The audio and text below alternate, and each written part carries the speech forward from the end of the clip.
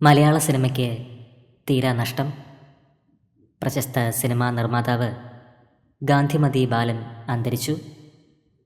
KG ജോർജിൻ്റെയും പത്മരാജിൻ്റെയും classic സിനിമകൾ പിറന്നത് ഗാന്ധിമതിയുടെ ബാനറിലായിരുന്നു. പഞ്ചവടിപ്പാലം, ആദാമിൻ്റെ വാരിയല്, മൂന്നാം പക്കം, തൂവാനത്തുമ്പികൾ, നൊമ്പരത്തിപ്പൂവ്, ഇരകൾ, സുഖമോ ദേവി, ഇത്തിരി നേരം ഒത്തിരി കാര്യം എന്നിങ്ങനെ നിരവധി സിനിമകൾ നിർമ്മിച്ചു. 65 വയസ്സിലാണ് അന്ത്യം സംഭവിച്ചത്. 1990 പുറത്തിറങ്ങിയ ഈ തണുത്ത വെളുപ്പാങ്കാലത്ത് ആണ് ഗാന്ധിമതിയുടെ അവസാന സിനിമ. നിരവധി പ്രമുഖരാണ് ഇപ്പോൾ സോഷ്യൽ മീഡിയയിലൂടെ പ്രണാമം അർപ്പിക്കുന്നത്.